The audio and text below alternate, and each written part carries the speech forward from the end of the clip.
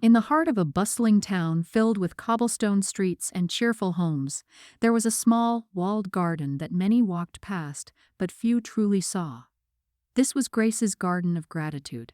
Hidden behind the tall, ivy-covered walls was a sanctuary bursting with flowers, vegetables, and fruit trees of every kind, lovingly tended by a young girl named Grace. Grace was not like other children. She had no interest in toys or games.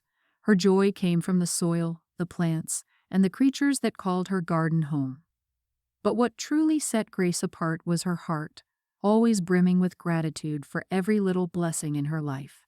One day, as summer gave way to autumn, the mayor announced a festival to celebrate the harvest.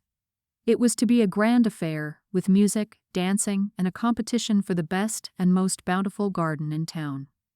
Excitement buzzed through the streets, and every gardener prepared to showcase their best crops. Despite her young age, Grace decided to enter the competition.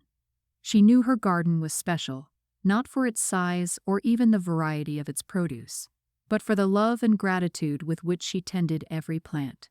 As the festival drew near, Grace worked tirelessly, her hands deep in the earth from dawn until dusk. She thanked each plant for its growth, each flower for its beauty, and each tree for its shade. In return, her garden flourished, becoming even more vibrant and bountiful. The day of the festival arrived, and the judges walked from garden to garden, marveling at the town's horticultural talents. When they came to Grace's Garden of Gratitude, they were taken aback. Never had they seen a garden so alive, so full of joy and peace. The air was sweeter, the colors more vivid, and the fruit and vegetables were of unparalleled taste and quality. Grace welcomed the judges with a humble smile, offering them samples of her harvest.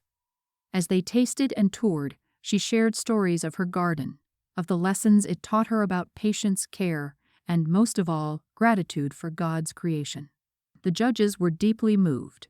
They had seen many gardens that day, some larger, some with rarer plants, but none had the heart of Grace's garden.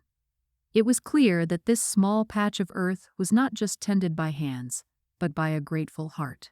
When the time came to announce the winner, the town square was silent with anticipation. The mayor stepped forward, the golden trophy gleaming in the sunlight. He began to speak of the importance of hard work and dedication, but also of something more profound: the spirit in which we tend to our gardens and our lives.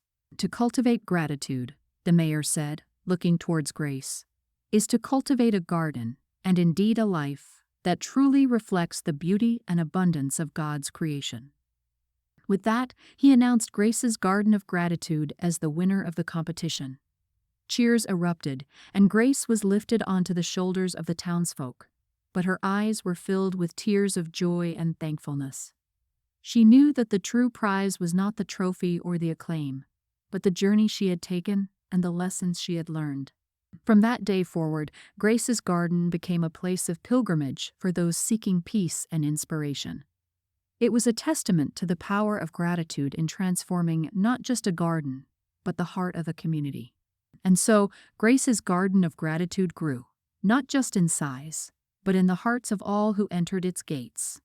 It became a sanctuary where people learned to see the world through eyes of gratitude, understanding that every leaf, every flower, and every drop of rain was a blessing to be cherished.